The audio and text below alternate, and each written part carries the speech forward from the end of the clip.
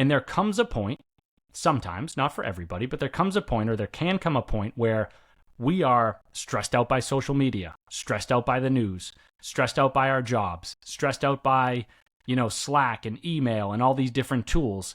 And it becomes so much and we can't keep up with it, to the point where subconsciously or even maybe consciously we say, what's the point of even trying to keep up with all these stressors?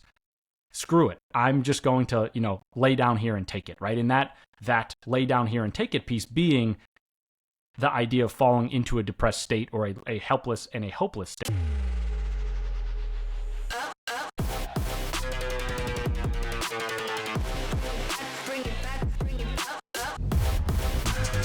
Welcome to The Ownership Game with Gary Montalvo. What would it take to get into the driver's seat of your life and leave your mark? The Ownership Game starts now. It feels like the word anxiety is thrown around so frequently nowadays. Social anxiety, panic attacks, phobias, PTSD. Sometimes it feels like that word is just all around me all the time. Is something going on that has us experience more anxiety? Or maybe it's always been there and we just have more awareness around it? And more importantly, how do you cope with it when you find yourself experiencing anxiety? To explore these topics, I've invited author and mental health advocate Brian Sachetta. After spending 10 years of his own life trying to hack his anxiety and depression, he decided to synthesize everything he learned into a mental health toolkit. The result was his book, Get Out of Your Head, a toolkit for living with and overcoming anxiety. Please welcome Brian to the show. So Brian, I'd like to start by getting your background story. How did you become so passionate about mental health? Yeah, so the background story is pretty much a product of personal experience where if I were to sum it up, I'd say that I dealt with anxiety and depression I struggled with it for about a decade. And along that decade, started to go to therapy, read books, read journal articles, talk to different people, talk to other people who were struggling with these same things, and synthesize all the information that I was collecting into what I would call my own mental health toolkit, right? Because I think the crux of that decade was this feeling of struggle and feeling like I had no idea where to turn. I didn't know if things would ever improve. I didn't know how to improve them. And that, there was a little bit of a sense of hopelessness there, or helplessness there, but there was also a determination and a drive to be like, I'm talking to a doctor, I'm talking to somebody, and they're like, oh, life is always going to be this way, yada, yada. And I'm like, no, I'm 18 years old. I'm going to figure this thing out. And eventually I'm going to take what I learned and go share it with other people. So, I do think that maybe there's some wisdom in what you hear from every person, even if it's just a little bit. But I took all that information along the way on my journey, right? And synthesized it, and then turned around and gave it in the form of writing books and podcasts and blog posts, shared that information out with, the people that I knew, and then started to grow a small audience and went from there. So. What was going on in your life at that time? So first of all, it sounds like you were 18, so you were really young when you started dealing with depression and anxiety. What was going on in your life during that time that started prompting this? Yeah, so I did say 18. I guess if I go back and really look at the tape, really reared its ugly head at 17, just before my 18th birthday. I had my first panic attack, and I didn't know what that was, right? I just know that I was on a date with a girl that I liked, and I had seen her a couple times, but I was really nervous about the prospect of where things were going. I wanted things to go well. I'm in my head turning over scary ideas and thoughts, right? And then all of a sudden getting so nervous that my heart is racing out of my chest. I can barely speak in front of her, and I get this really awkward situation going, After that situation, I'm like, okay, I don't exactly know what that was, but that was really painful, and it prevented me from doing something in my own life that I care about, And then fast forward about 6 months later, I had another one of those panic attacks in front of a different girl that I liked. And that was really the impetus for starting this journey, was saying to myself, again, at that time, I didn't even have the lexicon, the verbiage to be able to describe exactly what that was in, let's say, even modestly scientific terms, right? I didn't know what a panic attack was. I don't even totally know if I really knew what the word anxiety was and meant. I just knew that in these situations, I was wildly nervous, and that was holding me back. And so when you have a problem that is that large and that important to you and feels like it's weighing you down, again, that becomes your impetus for moving forward. So I was like, hey, relationships are important to me. I would like to be in one. They're a big part of my life, or I want them to be a big part of my life. And until I figure this stuff out, it feels as though I'm not going to be able to move forward. So got to do that. Yeah. So I mean, I love that because it's a pretty gun ho attitude for an 18-year-old to say. But at the end of the day, it's like, I want to be able to have sex, so we got to figure this out. There you go. Yeah, and it's funny because I think about the fact that when you're 18, right, as an 18-year-old dude, like, you got a lot of testosterone, you got a lot of hormones flying, and you just don't know a lot. So you just are very confident, even if it's irrational confidence. And the other piece being just that, like, when I went to high school, like, me and all my friends who are still friends to this day, it's a great group of friends. Like, we were sort of the jocks or a jock-like group in school where we played sports, basketball and football and track and stuff like that. And it was like, I'd go home and talk about, maybe not, I wouldn't necessarily admit to them that I had a panic attack or anything like that, but when problems arose and we were kind of shooting the breeze, we would approach them in that gung-ho style, right? Where it's like, this isn't a big deal, we'll figure it out, yada, yada. And sure, like, below the surface, I was actually pretty worried about this, but that was definitely the gung-ho attitude was definitely integrated into my personality to a degree. And based on what you said, right, that obviously came out somewhat. Yeah. See, I love that because I feel like, I think this is especially true for men. We're not really given the permission to express emotions, and certainly fear, or things like, I had a panic attack. And there's this, like, dichotomy between the gun ho, let's do this, let's figure this out, but, like, this part of you inside going, like, holy crap, I'm afraid of this, right? Like, I'm nervous. So it's like, I think it's just such an interesting tension between both sides of you as a man Yeah, that and comes about. that does, like, as you're alluding to, right, it does become a problem where, if I go back to 2008, which was the time where this was all unfolding, is the conversation around mental health, the space in general was not that large. The ability for men to talk about their feelings was much, it was definitely different than it is today, right? You see, Yeah. social media has proliferated a bunch of different conversations that were not in the forefront back then. And so that was a tension within me where it was like, on the one hand, I'm supposed to project this persona of confidence and almost being a jock or whatever it is, a man, like, machismo of, hey, push this stuff down, pretend as though I don't deal with it. On the other hand, I can't deny what I'm feeling on the inside, and the fact that I have to almost pretend to the world, or at least I'm telling myself that I have to pretend to the world as to what I'm feeling, that does create a discrepancy that is difficult to deal with.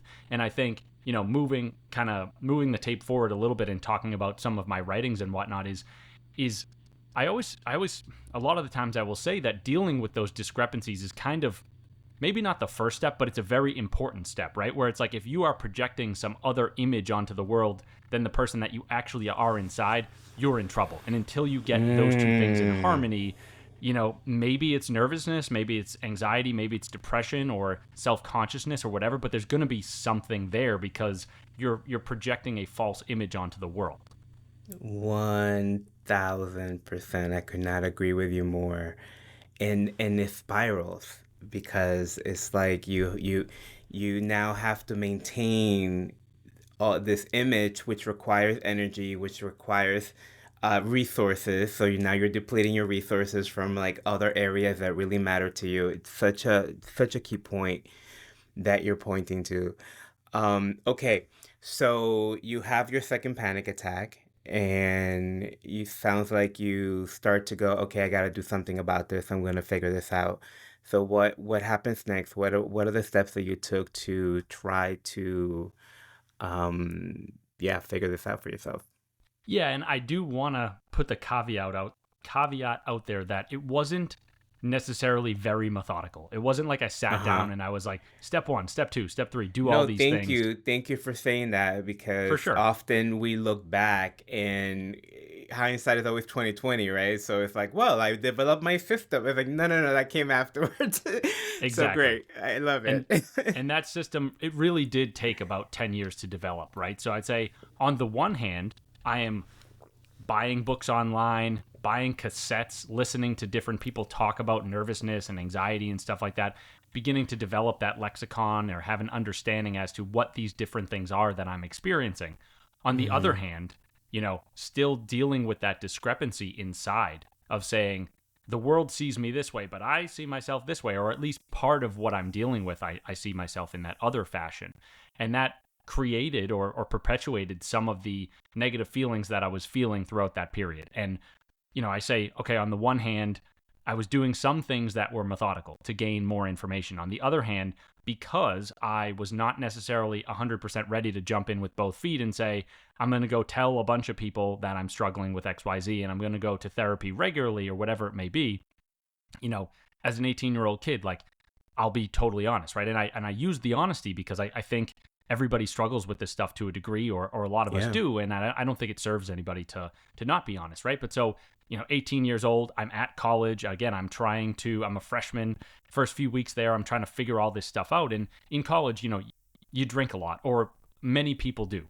And so it was like, I knew that I could work on myself Monday through Friday. I could go to the gym. I could, engage in hobbies that were fun and for me, and also things that I was passionate about. I could read these books. I could listen to these cassettes or whatever. But then come Friday night and Saturday night when everybody socializes and I'm trying to, address the fact that I'm nervous about hanging out with females and stuff like that, it was just like, hey, not even consciously, I'm just like, hey, everybody's going out and drinking. And I know, because I've drank before, that when I have a few drinks, I feel more relaxed, right? And so I kind of, again, subconsciously developed a bit of a crutch. I certainly wouldn't say that I was an alcoholic because, I could turn it off for sure. But it was sort of like the blending of a normal college culture and college lifestyle and the fact that courage. Exactly. Yep. So that helped me get by for a little while. And then eventually you reach a point where you're like, okay, I can't just drink every time that I want to hang out with a girl that I like or whatever. And that, that came a few years later. But then the next, 7 years after that, it was like, okay, really starting to get more methodical and honest about these struggles and being like, look, rather than masking them and saying like, oh, I'm going on a date, let me have a few drinks or a bunch of drinks or whatever. It was like, figure out, why am I feeling the way that I'm feeling? Think about, if I don't have a drink in this certain situation, what do I need to do to feel a little bit more secure or whatever? And it's a high level subject where, because it took course over a period of time, it's in, I guess, many years, it's hard to exactly drill down what I did, but it was more just the process of becoming more critical, not in a negative way, just out of curiosity to be like, okay, I'm clearly not dealing with everything that I need to deal with here. How do I move forward? How do I analyze this in a better fashion and then eventually get to some solutions for myself? Yeah. So you're still having episodes throughout those 7 years, like throughout they're still popping up, it sounds like. What I would say, right, is so early on I only had 2 panic attacks. But the notion of, I said this on a previous podcast recently, was like we'll use the term panic attack because that is like the most extreme form of nervousness, right? It's very acute and it hurts and it's painful and we don't know what's going on. But there are still obviously times where like you are nervous or you get very nervous or, you're anxious in the days leading up to some important event, whether it's a job interview, a date, or something else. And so for me, the pattern that I recognized or developed was like, slowly but surely, I could get to those events, right? I could get to a date and I could handle myself okay with a little bit less alcohol or even no alcohol. The issue that I found was the lead up period for me is where my mind started to spin the wheels. And I say start spinning the wheels, but that was sort of just a pattern that I had always had. And so I was like, I'm starting to realize that is the pattern that I run. And therefore I need to figure out ways for myself to break that pattern. And so one of the things that I talk about in my content through various metaphors or themes or whatever is basically saying, pretend as though the thing that you have coming up, and it's easier said than done, but pretend as though that thing is never actually going to come to fruition. It's never going to come to pass. You're just like, hey, maybe I have an interview next week, maybe I don't, but like I'm sinking into every moment in front of me and enjoying myself in that moment. Not trying to sound Pollyanna-like or anything like that, but just highlighting the fact that like when we get back into the present moment, we can sort of put the blinders back on and be like, hey, I know I have that scary event coming up next week, but for right now, I'm not going to think about it. And then you do that, minute after minute, hour after hour, leading up to that event that you are eventually going to get to. And then the thought, right? Because our minds play so many tricks on us, and they're asking all these questions. They're like, well, what if like, we're running this strategy where we're not thinking about the event, but then we actually get there, and all of a sudden we're nervous beyond belief and we don't know how to handle ourselves and whatnot. Again, it's our mind trying to protect us in this weird way that doesn't actually end up working, right? And so eventually you get to the point where you realize that the less anxious you are leading up to that scary event, the better state your body is in. And the more you are training your subconscious mind to be like, when you get there, things are going to be okay. And then you get there and you find out that they actually kind of are. And I'm not saying they're walks in the park or anything like that, but you go through these events again and again, and you come out on the other side, and it's almost like sometimes you black out, so to speak, and no relation to alcohol, just like you got in there, you were so present, you were talking to the person that you were, let's say if it was a job interview, you're talking to your interviewer, you're talking to the girl that you're on a date with, whatever, and then it's over, and you kind of like snap back to reality, and you're like, wow, what even just happened, So it's sometimes we need to train our subconscious to then use our subconscious to get us through those scary events that are coming in the future. Yeah. And you're doing this work on your own, it sounds like. You're just kind of coaching. I mean, it sounds like you dove into reading and resources, but the way you're telling the story, it sounds like you're just mostly having this dialogue with yourself, trying to coach yourself through figuring this out. Was that accurate? I think that's pretty accurate. I would say I sort of white-knuckled the whole thing. I don't say that to brag. I actually... Yeah. To people who are listening, I'm like, don't do that, I know it's a sort of a self-plug or whatever, but pick up a book like mine, pick up a book like some of those that are, the best-selling in the subject. Talk to or listen to somebody that has been through it before and get their insights, so that way you don't have to struggle for a decade or whatever it may be. But it just so happens that that's where I found myself, or, again, I might have not done all the research I could have done. I might have not been, I know I wasn't open enough, right, to go talk to everybody that I could have talked to. But that's just how it played out. And so, yeah, I was kind of treating this whole thing like a science experiment, where it was like, okay, I just read a book or I just listened to a cassette or whatever, and the expert, the professional that I was listening to or reading said, hey, when you go to this specific event and you're anxious, like do, for example, some box breathing, which is, 4 breaths in, hold for 4, and then 4 seconds in, hold for 4 seconds out on the breath, and see if that calms down your nervous system. And so I would take those individual tactics one by one, and I'd say, okay, I'm going to a job interview tomorrow. As I'm leading up to that job interview, I'm going to try that tactic.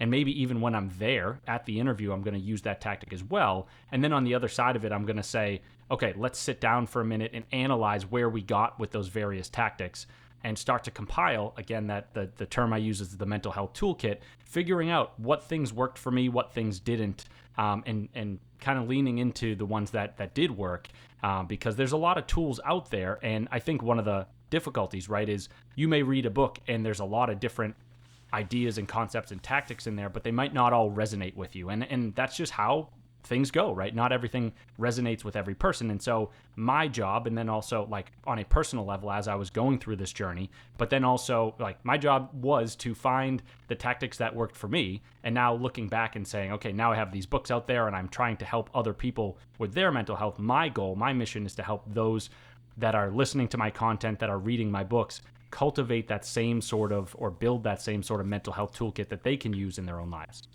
Yeah. There's something in the way that you're operating at this point in your life that I think is a really valuable lesson to speak on for a minute. Because it really sounds like, in my experience, when we're dealing with anxiety or depression or any obstacle in life, we go into shame, we go into judgment, we go into beat up.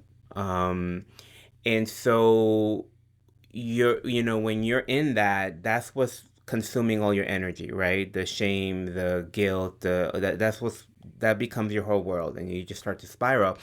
And it really sounds like when you were approaching this trying to solve this for yourself, you almost like had this scientific mindset about it, right? Like you weren't really you weren't in the conversation of like, what's wrong with me? Why am I like this? Why am I broken? You were really like, okay, how are we going to figure this out? How are we going to, you started observing yourself neutrally without, the judgment, and going, oh, when I do this, this happens. Okay, so what are the things that I can try to train myself to do different things? And I think that approach, it's really, it's worth noting, because if you are dealing with this, you're gonna have to approach this from that perspective. If you're consumed with the judgment and the shame and because so many people deal with this, and that's actually one of the things that I want to get into with you, Brian. It we do seem to be in I don't know if the word crisis or what's the right word, but it does seem to be very common now that people deal with. A lot of people are dealing with depression. A lot of people are dealing with anxiety. I don't know what you make, if you have why do you think that's happening? I don't know if it's just a matter of like we have more awareness about it now, or people are speaking more about it. It has always been that way. Or if you think that there are some things about the way that we're living now that are causing more of those symptoms. It's a really good question. I don't have a perfect answer. I think the best thing I can do is give a few thoughts and say that of the things that you listed, I think it's probably a combination of all of those things, right? So if you just step back to the broadest perspective and you say like, where does anxiety come from? Where does depression come from? Why does it arise? There's a lot of different answers that we could give, but anxiety for the most part is sort of like what I like to say, future-oriented fear, right? So if you are in the woods and a bear crosses your path, like that is fear right then and there. Anxiety is more like you are thinking about a bear crossing your path 2 weeks from now, a month from now, whatever it may be. And I think in this world where we are digitally connected, we have a lot of planning software, we have tools at our disposal, we have email and calendar and all that stuff, and we are able to plan for the future, it kind of predisposes us to more potential quote unquote threats that go on our calendar in the future that we can then think about, ruminate over, what have you, right? That's interesting. So that's kind of one piece there, and I guess also zooming out, right, and saying that I think in general, like I'm not trying to be overly dark here or anything like that, but life is hard, right? It's like if you think about just life in general, right? It's like we all have to put food on the table. We have to pay our bills. We don't always know where the next paycheck is coming from. There's the uncertainty of, friends and family members may get sick. They may pass away. Like life is really difficult, and I think as a product of that, like anxiety and depression can arise from time to time over worrying about those things coming to pass or having to deal with them for real. And so I think in general, life predisposes us or, exposes us to the occasional bout of anxiety and depression. So that's kind of piece one.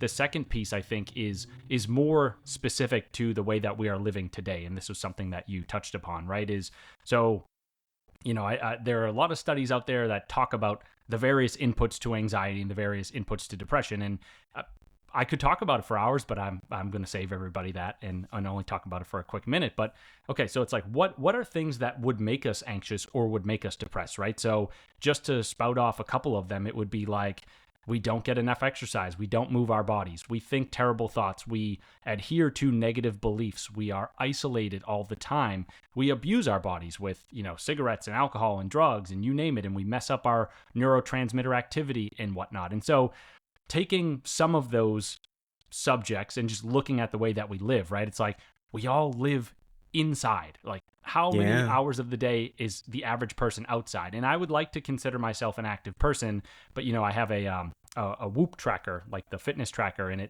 every day it asks me like, how much time did you spend outside? And I'm like, I feel like I spent a lot of time outside, but when I actually think about it, it's basically an hour every day. It's walking to the train and walking back. Otherwise, I'm in the house, I'm in the car, I'm in the office. And so, we are not getting exposure to sunlight. We're not getting as much exposure to the elements and to plants and oxygen and all the things that, our bodies are wired to want and need.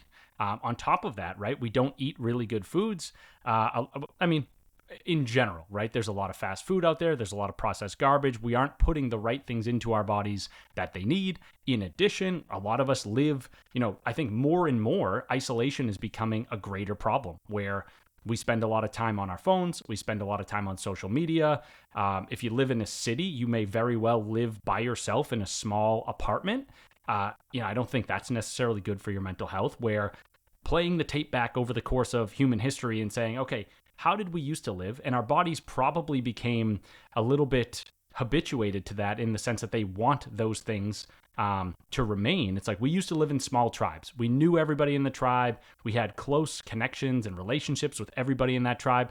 And now it's like, I'm just being honest, right? It's like, sure, I like personally speaking, I have my family, I have some friends and stuff like that. But like there are so many, and I'm so grateful for those connections. But the average person in America today is relatively isolated, relatively lonely. There are surveys that show that like most people feel lonely on a regular basis. And we have a lot of loose connections, right? Where it's like, oh, I used to work with this person. I met this person one time, where it's like, we feel as though we get this social capital from it, which, to a degree that exists. And then once in a while you can say, hey, Gary, have you met so-and-so? This is one of my friends. Why don't you, I'll introduce you to and you can talk. And that makes us feel good in the moment. However, what's really going to make us feel good is to be like, we have tight relationships. And when we are in trouble, mentally, physically, emotionally, whatever, right? We can go to those people that we trust and we can have really deep conversations with them, and we can do the same for them. We can listen when they are struggling, and that makes us feel good and connected and all that stuff. So obviously there's a lot that we could talk about here, and I could keep going, but I kind of want to pause there and just say I agree with everything that you said, right? In general, life is difficult. In general, we are living lives that make us more, that predispose us to anxiety and depression. And I think maybe just very quickly, I'll hit on the last one, which is, so, I talked about social media. We're on social media a lot. We're comparing ourselves to highlight reels of other people that we see out there, right? And so it's like, you go on and maybe it's a female. She's like, so she's using Instagram or, some other app. And it's like, why don't I look like these other females on there? And sure, we all want to stand out, be the best, whatever the term we want to put on it. But we often forget that we are comparing ourselves to things that are not fully real, right? They're airbrushed. They may even be, I always give this example of maybe let's put it back to ourselves, right? And it's like, let's say, not to pick on you, Gary, but just because we're here, just an example, right? Maybe you post a picture on Instagram and, you're buff and you're muscular and whatnot. And I go online, I'm like, man, Gary's like so muscular. I wish I looked like that. I feel negative about myself because I don't look like that. And then maybe secretively, Gary, you're like, hey, I actually airbrushed that photo. Nobody's going to know about that. Meanwhile, I then post a picture that's airbrushed and you look at my picture and you're like, hey, why don't I live the lifestyle that Brian lives? It looks like he travels a lot. He has the most fun time in the world, not realizing that that too is a highlight reel or a snapshot, right? And so I think the phenomenon that I'm getting at is a lot of us are making each other miserable through these false comparisons. And then, I guess the last piece being just that, okay, you take, what does that society look like where we're all making these false comparisons and we're all feeling negative and anxious and lousy and depressed. And maybe not all of us, but a lot of us are, right? But we're keeping that to ourselves. And then we're going to therapy and we're hearing all these different terms in the media where I would say, and I'm not sure, but I do think there is now a hyper focus on some of these feelings and some of the experiences, right? Where there was a book that I read about 2 months ago by Abigail Schreier called Bad Therapy. And her thesis was that we have sort of over-medicalized mental health to the point where there are surveys that go out in elementary school and every kid is supposed to almost be prompted to say, I have anxiety, I have depression, I have PTSD, so on and so forth, right?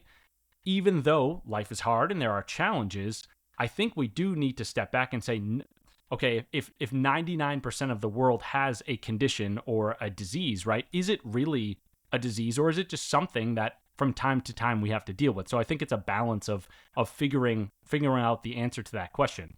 again, I've talked for Yeah. a while here, so I do want to pause, but I No, think but it's in so some, it's a good. lot of things. It was so good. That's why I just let you keep going because it was you dropped so many gems and it makes so much sense. And if you're listening and you're dealing with any of these, the thing that you really want to get from what Brian is saying is there's nothing wrong with you. Like our lifestyle now, it's really not designed, but the way that we're living now, it's very common to have these experiences. It makes so much sense that you're not going outside, you're not spending time in nature, you're not spending. I mean, I was thinking about like the even connecting with friends. Like if I want to connect with a friend, I have to schedule an appointment for like a week from now. Like I have to go, hey, where's your calendar? When do you have an availability? When can we meet? So that feeling of like being in community and just being with each other isn't really there. Um, and then the thing that keeps happening is, similar to what you just touched upon, we start to address these issues with medication. We start to address these issues with those types of solutions. And I'm not shaming anyone for being on medication if that's the route you feel you need to be. Um, but I think we have to also make sure that we're addressing these symptoms of your life. Like, are you spending time in nature? Are you exercising? What are you putting into your body? Like, if you are just taking a pill to try to feel better, it doesn't address the root problem that's causing it. So I love this conversation. Yeah, it's a lot of good stuff. And I would say, right, so my philosophy, to pick up on the medication front, is, right, I am not a therapist, I'm not a psychiatrist, I'm not trained as a clinician, so I'm not really qualified to speak on the medication front. What I can say is that, folks who are listening, they need to work with their own doctors to figure out what is right for them. I would also say that, like, and I talk about this in my second book, the book that's centered on depression, is, I'm not against medication per se. And again, I'm not a doctor, so I can't really make that determination. However, there are models out there that talk about the way that we look at and treat diseases. So one of them is called the biopsychosocial model. And I use that model in my second book to talk about and to dissect depression, right? And the idea is that with anxiety, with depression, as you were alluding to a moment ago, of like, there's all these different factors in our lives that come together to create anxiety and to create depression. So biopsychosocial, this model that I just mentioned, is, the word itself is an amalgamation of biological, psychological, and social, three different words, meaning that there are at least three different buckets of forces that come together in our lives to create our own experiences, whether they be anxiety, depression, or something else, right? And so another way of saying that is, even though there are certainly biological inputs to depression, in the sense that if you have a neurotransmitter imbalance or a chemical imbalance in the brain, that certainly could lead to depression. What could also lead to depression is issues on the psychological realm, as in how you think, what you believe, what you tell yourself every day, and then also stuff on the social realm. So, are you in those close relationships? Do you have those tightly knit relationships? Do you like your job? Do you like your friends? Do you like where you live and work and all that stuff? And so the point I was trying to make in the book, which, very few people will have heard it here, but I think is important to highlight, is in our society, and this is where I was going with the medication thing, is we tend to focus on just medication, right? That's kind of the be all and end all, or at least for a long time it was. Maybe it's starting to change, but my point is that with something like, if you analyze depression or anxiety from the lens of the biopsychosocial model, what that model tells us is that all of those different factors, right? So biological, psychological, social, they're all buckets that feed into one another. And so when you change or improve one of the buckets, you inevitably improve the others. And when we only focus on one of those buckets, we're cutting ourselves off from a lot of synergies that could happen as we work on all three of them. So my point in the medication piece is, I'm not necessarily against medication. Again, that's a determination that a doctor makes. What I am against, however, is being like, the only thing you're going to do is take this pill. What I want to instill in folks the importance of a holistic approach, right? Saying, hey, if your doctor thinks that you should be on medication, that's great. And that's the determination that the two of you have made together. However, I don't want you to go home and be like, I'm just going to take this pill and I'm going to live my life exactly as I was living it in all the other realms, right? You got to start thinking about, what am I doing on a psychological level? What am I telling myself? What are my beliefs? Do I need to analyze those? Do I need to change those? What is my attitude towards my family members, my job, my life, all that stuff?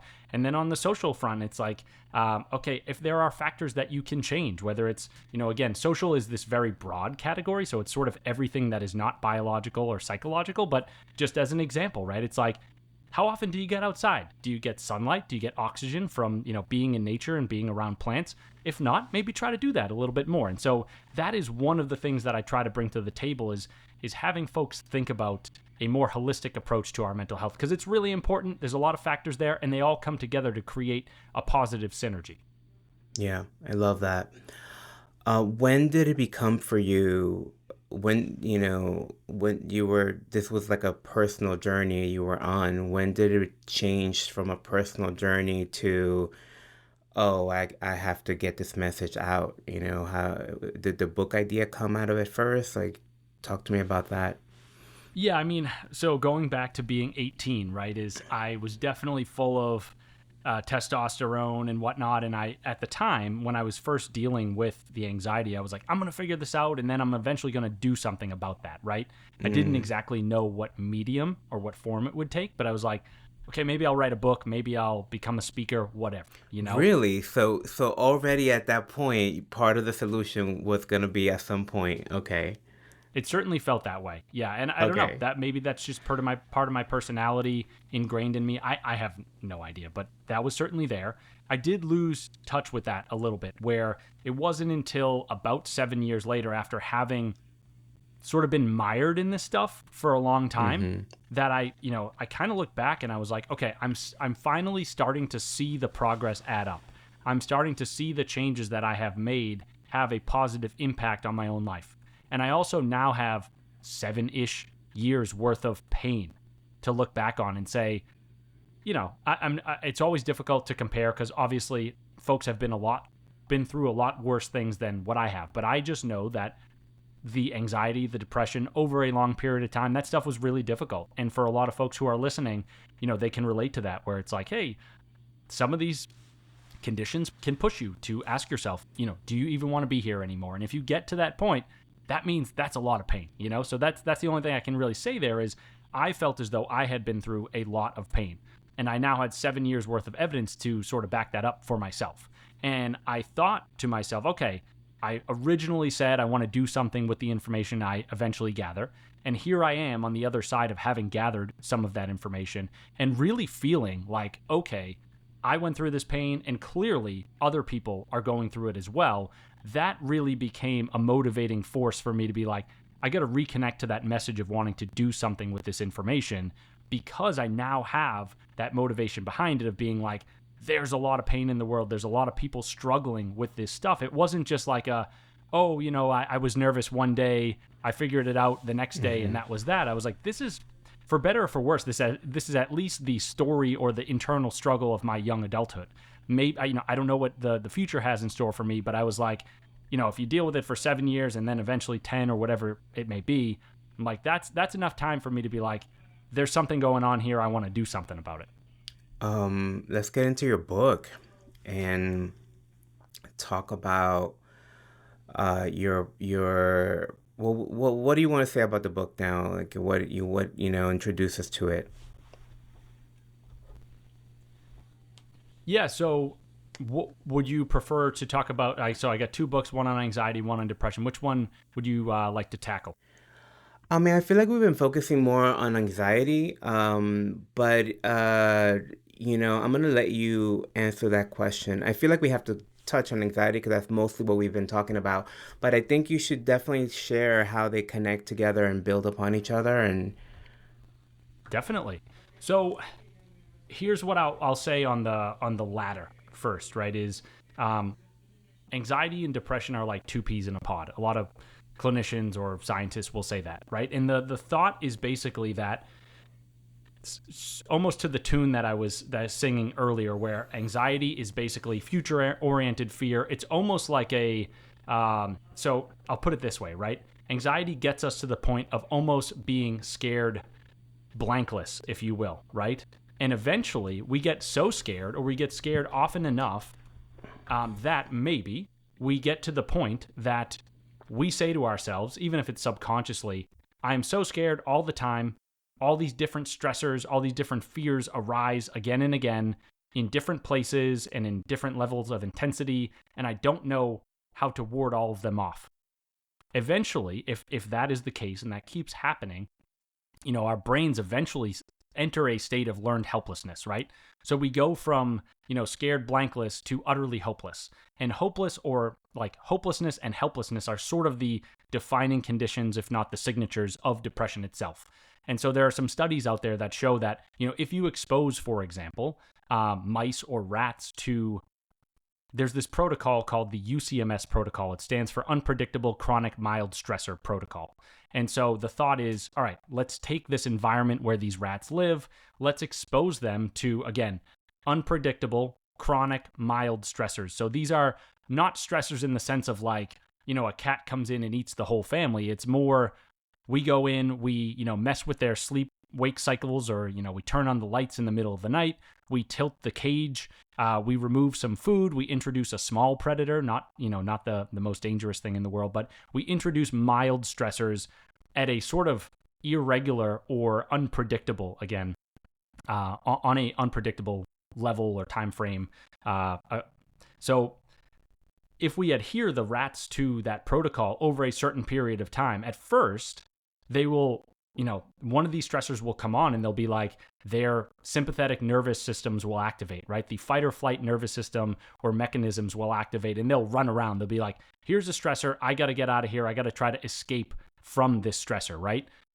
However, over a period of time, whether it's a week or a month, I forget exactly what the research shows, but there comes a tipping point at which the rats say to themselves, you know what? I keep getting myself into this heightened state trying to escape or avoid these stressors, and yet they keep coming, and there's kind of nothing that I can do about them. Eventually, that's the science shows that like they will eventually reach that same state of learned helplessness where they just fall back and they're like, you know what? There's nothing I can do about this anyway. I'm just going to lie down here and take it, And if you kind of take that same, I'm not going to call it a parable because it's a real story, but if you take that metaphorically and you say, okay, then going back into our own lives, like how might we fall into depression? And again, going back to the previous parts of the conversation around how are our lives structured and how is society today structured in a way that brings us anxiety? My theory in the book, right, or one of the theories in the second book related to depression is we are all exposed to these unpredictable chronic mild stressors. And there comes a point, sometimes, not for everybody, but there comes a point, or there can come a point where we are stressed out by social media, stressed out by the news, stressed out by our jobs, stressed out by, Slack and email and all these different tools. And it becomes so much and we can't keep up with it to the point where subconsciously or even maybe consciously we say, what's the point of even trying to keep up with all these stressors? Screw it. I'm just going to, lay down here and take it, right? And that lay down here and take it piece being the idea of falling into a depressed state or a helpless and a hopeless state. So the two diseases or the two conditions are certainly linked to one another. That's not the only way that they're linked, but for now, that's the one that we'll cover, or the link that we'll cover. I guess going back to the anxiety piece, right? We talked about, so this is more of the first book stuff.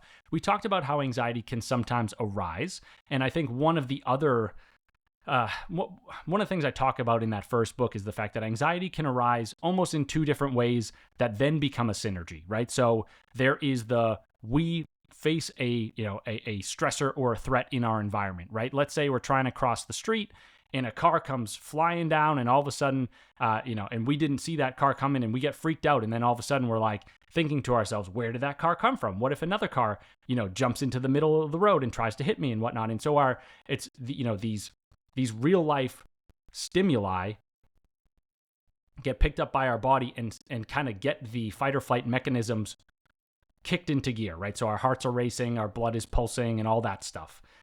From there, once our bodies are activated, we can then think about our own symptoms and we can make them worse by thinking negatively on them, right? And then you get this vicious cycle of like, okay, I had this symptom. I'm now looking at it with fear.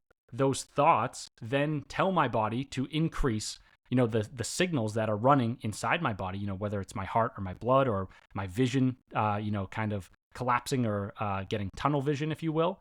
So that's kind of one path to anxiety. I guess another path would be the opposite, which is basically, even if there is no threatening stimulus that befalls us, we may think about something that scares us, right? So going back to previous examples, it's like, maybe we're sitting on the couch and we have a job interview next week and we're scared about it. Like, we're just uncertain as to how it's going to go. And we start ruminating over that job interview.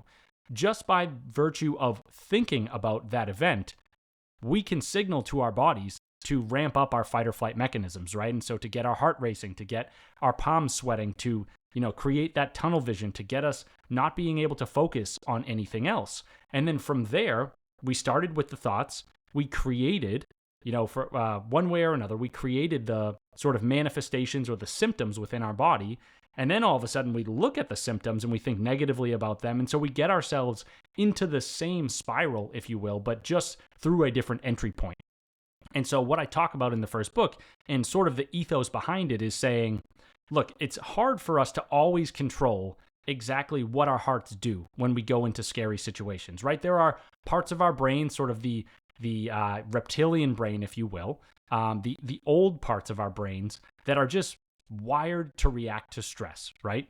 And there's things that we can do in response to that, but we can't necessarily go into that part of our brains and be like, hey, don't make it so that my heart races every time something scary happens. What we can do, however, is we can control or we can influence our thoughts, not only in regard to those symptoms, but also in regard to some of the scary things that are on our calendar that we're anticipating, right? And so I say that, for lack of a better term or a different way to put this, is we need to figure out ways to get out of our heads, right? And that's where the brand comes from, and that's where the book comes from. And once we do that, we will sort of cut that vicious cycle off at some point in the middle of it and make it so that we're not perpetually ping-ponging from negative thoughts back to negative symptoms and increasing those things as they go along. We are instead cutting that off at the source and making it so that at some point in time, maybe it's 5 minutes later, 10 minutes later, we are signaling to our brains that eventually, hey brains, you can stop running the mechanisms that you're running. We're safe here. We're good.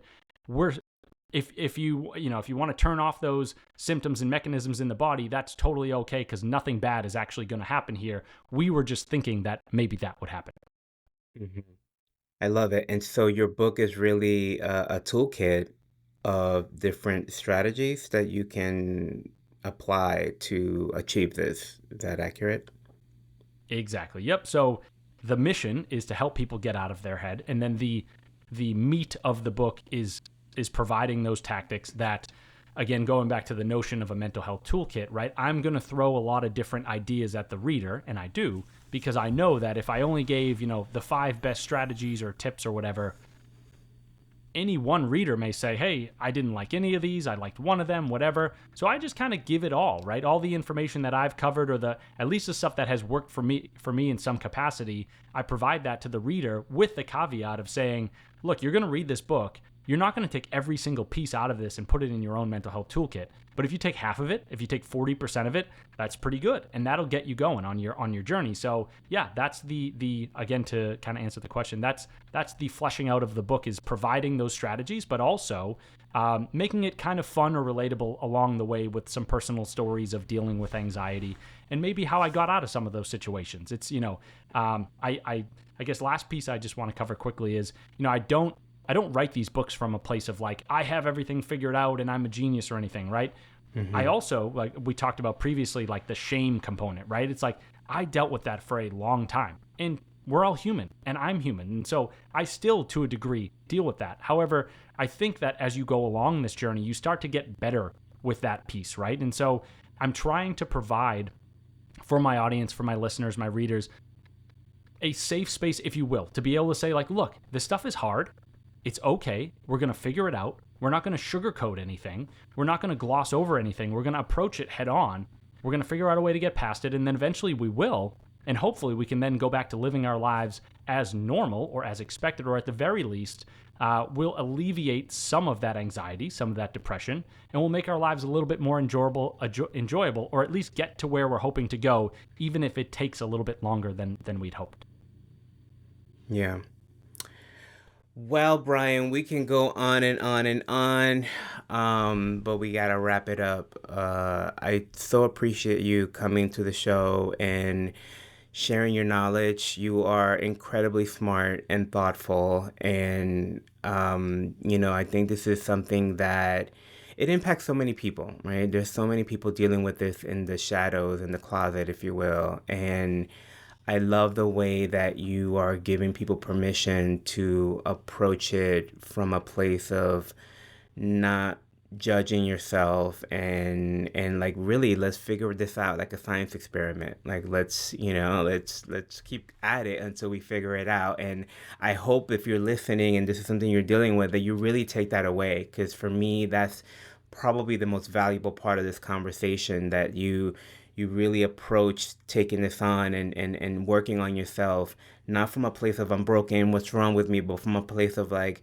okay, I want to get there. How do I train myself? How do I figure this out? What are the things that I can do? What are the strategies that I can implement? What are the, things that I need to eat, or, ways that I need to change my lifestyle to get you where you want to go? And we promise you that you can. And you will. For sure. And Gary, I love the way that you sum that up. I'm like, if that is what I'm providing to my listeners, my readers, of, sort of a, what's the right word, taking some emotion out of it and providing that message of encouragement and understanding that everything is going to be all right. Like, if that's the message that I put off, that's what I'm hoping to achieve. So that's amazing. And to those who are listening and, potentially struggling with these topics, just mirroring what Gary said is, look, man, like, this stuff is hard. It really is. Not going to sugarcoat it.